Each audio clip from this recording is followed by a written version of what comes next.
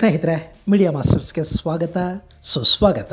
ಗೆಳೆಯರೆ, ಕಳೆದ ಕೆಲ ದಿನಗಳಿಂದ ಪಾಕಿಸ್ತಾನದಲ್ಲಿ ಮುಸುಕುಧಾರಿಗಳು, ಅಜ್ಞಾತ ಬಂದೂಕುಧಾರಿಗಳು ತಮ್ಮ ಕೆಲಸವನ್ನು ಯಾಕೆ ನಿಲ್ಲಿಸಿದ್ದಾರೆ ಅನ್ನೋ ಪ್ರಶ್ನೆಯನ್ನು ನೀವು ಪದೇ ಪದೇ ಕೇಳ್ತಾ ಇದ್ರಿ. ಇನ್ನು ಕೆಲವರಂತೂ ಬಹುಶಃ ಜನ್ನತ್ತಲ್ಲಿ ಜಾಗ ಇಲ್ವಾ ಅಥವಾ 72 ಊರುಗಳನ್ನು ಕೊಡೋದಕ್ಕೆ ಅಲ್ಲಿ ಸಾಧ್ಯ ಆಗ್ತಾ ಇಲ್ವೇನೋ, ಅದಕ್ಕೆ ಇಲ್ಲಿಂದ ಸ್ವಲ್ಪ ಜನ್ನತ್ ಕಡೆಗೆ ಟಿಕೆಟ್ಗಳನ್ನು ಕೊಡಬೇಡಿ ಅಂತ ಅಲ್ಲಿಂದ ಅಜ್ಞಾತ ಮುಸುಕುಧಾರಿಗಳಿಗೆ ಫೋನ್ಗೇನು ಬಂದಿರಬೇಕು.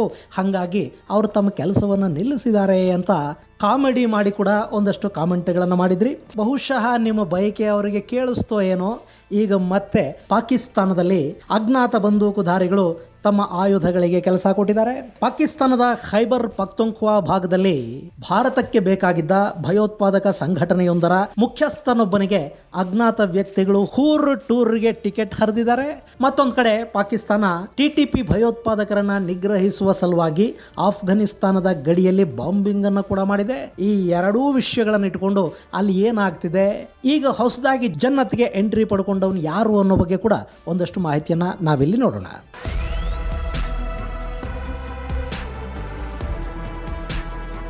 ಗೆಳೆಯರೆ, ಪಾಕಿಸ್ತಾನ ಪಾಪ ಒಂದೇ ಕಣ್ಣಿಂದ ಆಳ್ತಾ ಇದೆ. ಮೊನ್ನೆ ಭಾರತದ ಪ್ರಧಾನಿ ನರೇಂದ್ರ ಮೋದಿ ಅಮೆರಿಕದ ಅಧ್ಯಕ್ಷ ಡೊನಾಲ್ಡ್ ಟ್ರಂಪ್ ಅವರನ್ನ ಭೇಟಿ ಮಾಡಿ ಬಂದ ನಂತರ ಪಾಕಿಸ್ತಾನದ ಉರಿ ಮತ್ತಷ್ಟು ಹೆಚ್ಚಾಗಿದೆ. ಭಾರತ ಹಾಗೂ ಅಮೆರಿಕ ನಾಯಕರ ಜಂಟಿ ಹೇಳಿಕೆಯಲ್ಲಿ ಪಾಕಿಸ್ತಾನದ ಭಯೋತ್ಪಾದನೆಯ ವಿಷಯ ಪ್ರಸ್ತಾಪ ಆಯಿತು ಮತ್ತು ಜಗತ್ತಿನ ನಾನಾ ಭಾಗಗಳಲ್ಲಿನ ಭಯೋತ್ಪಾದನೆಯ ವಿರುದ್ಧ ಜಂಟಿ ಹೋರಾಟ ಮಾಡೋದಕ್ಕೆ ಎರಡೂ ದೇಶಗಳು ತಮ್ಮ ಸಂಕಲ್ಪವನ್ನು ವ್ಯಕ್ತಪಡಿಸಿದ್ವು. ಇಲ್ಲಿ ಭಾರತದ ಮಟ್ಟಿಗೆ ಭಯೋತ್ಪಾದನೆಯನ್ನ ಹೆಚ್ಚು ಪ್ರಚೋದಿಸೋದು ಪಾಕಿಸ್ತಾನನೇ. ಇನ್ನು ಪಾಕಿಸ್ತಾನದ ಗಡಿಯಿಂದ ಭಯೋತ್ಪಾದಕರನ್ನ ಭಾರತದ ಗಡಿಯೊಳಗೆ ನುಸುಳಿಸೋದಕ್ಕೆ ಅವರು ಮಾಡ್ತಾ ಇರೋ ಪ್ರಯತ್ನಗಳು ಕೂಡ ಇತ್ತೀಚೆಗೆ ವಿಫಲವಾಗ್ತಾ ಇವೆ. ಮೊನ್ನೆ ಭಾರತದ ಗಡಿಯಲ್ಲಿ ಲ್ಯಾಂಡ್ ಮೈನ್ಸ್ ಸ್ಫೋಟಗೊಂಡು ಪಾಕಿಸ್ತಾನಿ ಭಯೋತ್ಪಾದಕರ ಜೊತೆಗೆ ಅಲ್ಲಿನ ಒಂದಷ್ಟು ಸೈನಿಕರು ಸಾವಿಗೀಡಾಗಿದ್ದಾರೆ. ಭಯೋತ್ಪಾದಕರನ್ನ ಗಡಿಯಿಂದ ಒಳಗೆ ಕಳುಹಿಸುವ ಸಲುವಾಗಿ ಪಾಕಿಸ್ತಾನ ಸೀಸ್ ಫೈರ್ ಅನ್ನ ಉಲ್ಲಂಘನೆ ಮಾಡಿ ಭಾರತೀಯ ಗಡಿಗಳ ಕಡೆಗೆ ಗುಂಡು ಹಾರಿಸಿತ್ತು. ಅದಕ್ಕೆ ನಮ್ಮ ಭಾರತೀಯ ಯೋಧರು ತಕ್ಕ ಪ್ರತ್ಯುತ್ತರವನ್ನು ಕೊಟ್ಟಿದ್ದಾರೆ. ಆ ದಾಳಿಯಲ್ಲಿ ಕೂಡ ಪಾಕಿಸ್ತಾನದ ಒಂದಷ್ಟು ಸೈನಿಕರು ಸಾವಿಗೀಡಾಗಿರೋ ಬಗ್ಗೆ ಸುದ್ದಿಗಳು ಬಂದವಾದರೂ ಅದನ್ನು ಪಾಕಿಸ್ತಾನ ಖಚಿತಪಡಿಸಲಿಲ್ಲ. ಇನ್ನು ಭಾರತದ ಸೈನಿಕರು ಕೂಡ ನಾವಾದರೂ ಯಾಕೆ ಹೇಳಬೇಕು, ಈ ಬಗ್ಗೆ ಹೇಳೋದಾದ್ರೆ ಅವರೇ ಹೇಳಿಕೊಳ್ಳಿ ಅಂತ ಹೇಳಿ ಸುಮ್ಮನಾದರು. ಹೀಗಾಗಿ ಕದನ ವಿರಾಮ ಉಲ್ಲಂಘನೆಯ ಪರಿಣಾಮ ಪಾಕಿಸ್ತಾನದಲ್ಲಿ ಏನಾಯಿತು ಅನ್ನೋದ್ರ ಬಗ್ಗೆ ಖಚಿತ ಮಾಹಿತಿಗಳು ಗೊತ್ತಾಗಲಿಲ್ಲ. ಆ ಮಾಹಿತಿಗಳ ನಿರೀಕ್ಷೆಯಲ್ಲಿರುವಾಗಲೇ ಪಾಕಿಸ್ತಾನದಿಂದ ಒಂದು ಅತ್ಯುತ್ತಮ ಸುದ್ದಿ ಬರ್ತಾ ಇದೆ. ಅಲ್ಲಿನ ಖೈಬರ್ ಪಖ್ತೂನ್ಖ್ವಾದ ಸ್ವಾಬಿ ಅನ್ನೋ ಕಡೆ ಪಾಕಿಸ್ತಾನದ ರಾಜಕೀಯ ಮುಖಂಡ, ಲಷ್ಕರ್ ಎ ತೈಬಾದ ರಾಜಕೀಯ ಸಂಘಟನೆ ಅನ್ನಿಸ್ಕೊಂಡಿದ್ದ ಪಾಕಿಸ್ತಾನ್ ಮರ್ಕಾಜಿ ಮುಸ್ಲಿಂ ಲೀಗ್ ಅನ್ನ ಮುನ್ನಡೆಸ್ತಾ ಇದ್ದ ಮೌಲಾನಾ ಕಾಸಿಫ್ ಅಲಿ ಅನ್ನೋನನ್ನ ಅಪರಿಚಿತ ಬಂದೂಕುಧಾರಿಗಳು ಹೊಡೆದು ಕೊಂದಿದ್ದಾರೆ.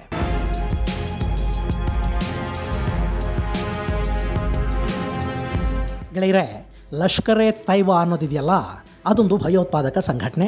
ಭಾರತದಲ್ಲಿ ಉಗ್ರ ಚಟುವಟಿಕೆಗಳನ್ನು ಮಾಡೋದಕ್ಕೆ, ಕಾಶ್ಮೀರದಲ್ಲಿ ಆತಂಕವಾದವನ್ನು ಹೆಚ್ಚು ಮಾಡೋದಕ್ಕೆ ತೀವ್ರ ಪ್ರಯತ್ನ ಪಡ್ತಾ ಇರುವ ಈ ಲಷ್ಕರ್ ಎ ತೈಬಾದ ಹಿಂದೆ ಪಾಕಿಸ್ತಾನದ ISI ಇದೆ. ಇನ್ನು ಇದರ ಮುಖ್ಯಸ್ಥ ಹಫೀಜ್ ಸಯೀದ್, ಇವನನ್ನ ಕೊಂದು ಹಾಕೋದಕ್ಕೆ ಕೂಡ ಸಾಕಷ್ಟು ಪ್ರಯತ್ನಗಳು ಪಾಕಿಸ್ತಾನದಲ್ಲಿ ನಡೆದಿವೆ. ಪಾಪ ಅಪರಿಚಿತ ಬಂದೂಕುಧಾರಿಗಳು 1-2-3 ಬಾರಿ ಇವನಿಗೂ ಜನ್ನತ್ನ ಟಿಕೆಟ್ ಅನ್ನ ಕೊಡಿಸೋದಕ್ಕೆ ಪ್ರಯತ್ನ ಪಟ್ಟಿದ್ದಾರೆ.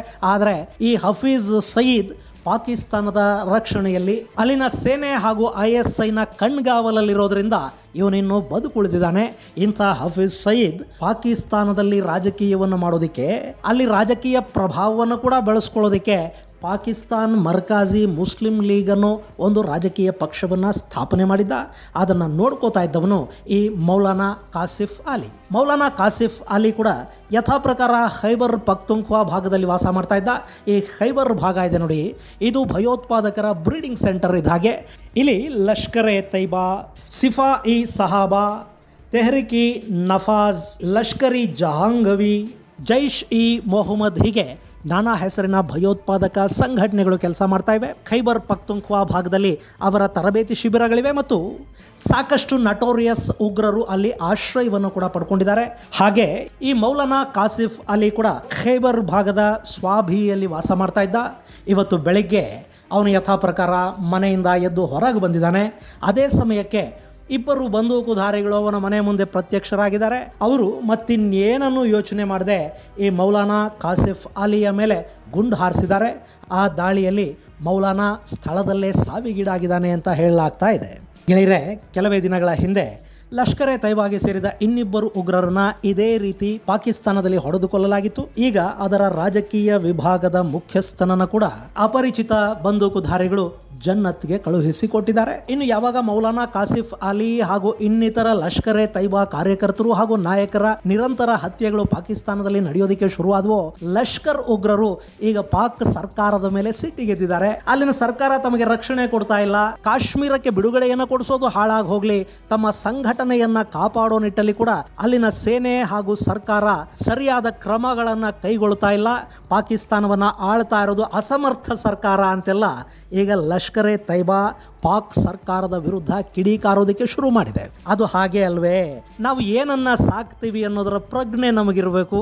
ಹಾವುಗಳನ್ನ ಸಾಕೋದಕ್ಕೆ ಶುರು ಮಾಡಿದ ಮೇಲೆ ದುಷ್ಟಶಕ್ತಿಗಳು ನಮ್ಮ ಬೆನ್ನಿಗೆ ಇರಲಿ ಅಂತ ನಾವು ಅಂದ್ಕೊಂಡ್ರೆ ಅದೇ ದುಷ್ಟಶಕ್ತಿಗಳು ನಮ್ಮ ಬೆನ್ನಿಗೆ ಇರಿಯತ್ವೆ.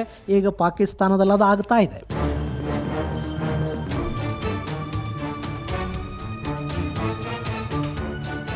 ಇನ್ನು ಇದೇ ಸಂದರ್ಭದಲ್ಲಿ ಪಾಕಿಸ್ತಾನ TTP ಅಂದ್ರೆ ತೆಹರಿಕ್ ಇ ತಾಲಿಬಾನ್ ಸಂಘಟನೆಯ ಉಗ್ರರ ದಾಳಿಗಳಿಂದ ಕೂಡ ನರಳುತ್ತಾ ಇದೆ. ಒಂದ್ ಕಡೆ ಬಲೂಚಿಸ್ತಾನದಲ್ಲಿ BLA ಅಂದ್ರೆ ಬಲೂಚ್ ಲಿಬರೇಷನ್ ಆರ್ಮಿ ಪಾಕ್ ಸೈನಿಕರನ್ನ, ಅಲ್ಲಿನ ಪೊಲೀಸರನ್ನ, ಸರ್ಕಾರಿ ನೌಕರರನ್ನ ಮತ್ತು ಚೈನಾದ ಪ್ರಜೆಗಳು ಹಾಗೂ ಚೈನಾದ ಆಸ್ತಿಗಳನ್ನ ಟಾರ್ಗೆಟ್ ಮಾಡಿಕೊಂಡು ದಾಳಿ ಮಾಡ್ತಾ ಇದೆ. ಈ BLA ಅಂತೂ ಯಾವ ಮಟ್ಟಕ್ಕೆ ಪಾಕಿಸ್ತಾನದ ವಿರುದ್ಧ ಸಿಡಿದು ನಿಂತಿದೆ ಅಂದ್ರೆ, ಬಲೂಚಿಸ್ತಾನ ಭಾಗದಲ್ಲಿ ಬಲೂಚಿಗರಲ್ಲದ ಯಾರೇ ಕಾಣಿಸಿದ್ರು ಅವರ ಮೇಲೆ ಲಿಬರೇಷನ್ ಆರ್ಮಿ ಪಡೆ ದಾಳಿ ಮಾಡೋದಕ್ಕೆ ಶುರು ಮಾಡಿದೆ. ಪಂಜಾಬ್ ಪ್ರಾಂತದ ಪಾಕಿಸ್ತಾನಿಗಳನ್ನ ಕೂಡ ಅವರು ಅಲ್ಲಿಂದ ಓಡಿಸೋದಕ್ಕೆ ನಿಂತಿದ್ದಾರೆ. ಮತ್ತೊಂದು ಕಡೆ ಖೈಬರ್ ಪಖ್ತೂನ್ಖ್ವಾ ಭಾಗದಲ್ಲಿ ತೆಹರಿಕ್ ಇ ತಾಲಿಬಾನ್ ಉಗ್ರರ ದಾಳಿಗಳು ನಿರಂತರವಾಗಿ ನಡೀತಾ ಇವೆ. ತೆಹರಿಕ್ ಇ ತಾಲಿಬಾನ್ ಮೊನ್ನೆ ಪಾಕಿಸ್ತಾನದ ಒಂದಷ್ಟು ಸೈನಿಕರನ್ನ ಕೊಂದು ಹಾಕ್ತು. ಅಲ್ಲಿನ ಪೊಲೀಸ್ ಚೌಕಿಯೊಂದರ ಮೇಲೆ ಮತ್ತು ಸೇನಾ ಕ್ಯಾಂಪ್ ಒಂದರ ಮೇಲೆ ದಾಳಿ ಮಾಡ್ತು. ಈ ಉಗ್ರರು ಬರೀ ಪಾಕಿಸ್ತಾನದ ಸೈನಿಕರನ್ನ, ಪೊಲೀಸರನ್ನ ಕೊಂದು ಹಾಕ್ತಾ ಹೋದ್ರೆ ಪಾಕ್ ಸರ್ಕಾರ ಹೇಗೋ ಸಹಿಸಿಕೊಂಡು ಸುಮ್ಮನಾಗುತ್ತೇನೋ.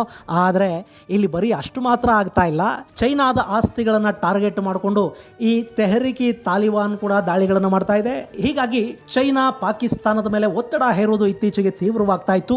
ಈ ಹಿನ್ನೆಲೆಯಲ್ಲಿ ಪಾಕಿಸ್ತಾನದ ಸೇನೆ ತೆಹರಿಕ್ ಇ ತಾಲಿಬಾನ್ ಭಯೋತ್ಪಾದಕರ ಶಿಬಿರಗಳನ್ನು ಗುರಿಯಾಗಿಸಿಕೊಂಡು ದಾಳಿಗಳನ್ನು ಆರಂಭ ಮಾಡಿದೆ.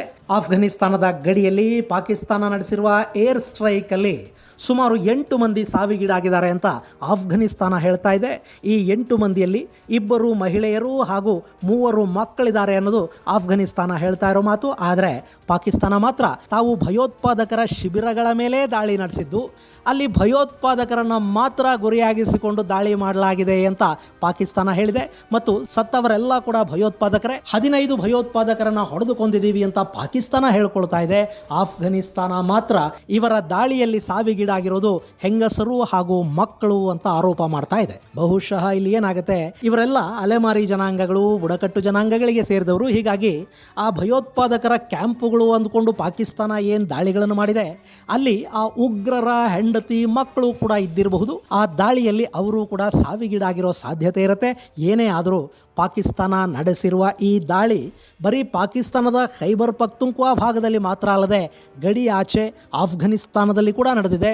ಇದು ಆಫ್ಘನರನ್ನು ಮತ್ತಷ್ಟು ಕೆರಳಿಸ್ತಾ ಇದೆ. ಹೀಗಾಗಿ ಆಫ್ಘನ್ ತಾಲಿಬಾನ್ ಮತ್ತೆ ಪಾಕಿಸ್ತಾನದ ಗಡಿಯಲ್ಲಿ ತನ್ನ ಕರಾಮತ್ತನ್ನು ತೋರಿಸುವ ಸಾಧ್ಯತೆಗಳಿವೆ. ಅದರ ಜೊತೆಗೆ ಈಗ TTP ಕೂಡ ಗಾಯಗೊಂಡ ಹಾವಿನ ಥರ ತಯಾರಾಗಿರುತ್ತೆ. ಅವರು ಇನ್ನು ಮುಂದೆ ಪಾಕಿಸ್ತಾನದ ಮೇಲೆ ದಾಳಿಗಳನ್ನು ತೀವ್ರಗೊಳಿಸ್ತಾರೆ. ಇದೆಲ್ಲದರ ನಡುವೆ ಮತ್ತೊಂದು ಆತಂಕಕಾರಿ ಅಂಶ ಕೂಡ ಈಗ ಹೊರಬೀಳ್ತಾ ಇದೆ. ಅದೇನು ಅಂದರೆ, ಭಾರತದಲ್ಲಿ ಚುನಾವಣೆಗಳನ್ನು ನಿಯಂತ್ರಿಸೋದಕ್ಕಾಗಿ ಅಂತಲೇ $21 ಮಿಲಿಯನ್ ಅನುದಾನವನ್ನು ಕೊಡ್ತಾ ಇದ್ದ ಅಮೆರಿಕ, ಆಫ್ರಿಕಾದ ಒಂದು ದೇಶಕ್ಕೆ ಪುರುಷರಿಗೆ ಸುನ್ನತಿ ಮಾಡಿಸೋದಕ್ಕಾಗಿ ಪ್ರತಿ ವರ್ಷ $10 ಮಿಲಿಯನ್ ದೇಣಿಗೆಯನ್ನು ಕೊಡ್ತಾ ಇದ್ದ ಅಮೆರಿಕ ಪಾಕಿಸ್ತಾನದ ಉಗ್ರ ಸಂಘಟನೆಗಳು ಅಂದರೆ ಲಷ್ಕರ್ ಎ ತೈಬಾ, ಹಿಜ್ಬುಲ್ ಮುಜಾಹಿದ್ ಸೇರಿದ ಹಾಗೆ ನಾನಾ ಉಗ್ರ ಸಂಘಟನೆಗಳೇನಿವೆ ಅವುಗಳ ಫ್ರಂಟ್ ಆಫೀಸ್ಗಳಿಗೆ, ಅಂದರೆ ಈ ಉಗ್ರ ಸಂಘಟನೆಗಳನ್ನು ಹಿಂದೆ ನಿಂತು ನಡೆಸುವ NGOಗಳೇನಿದ್ವು ಅವುಗಳಿಗೆ ಕೂಡ ಮಿಲಿಯಾಂತರ ಡಾಲರ್ ಹಣವನ್ನು ದೇಣಿಗೆಯಾಗಿ ಅಮೆರಿಕ ಕೊಡ್ತಾ ಇತ್ತಂತೆ.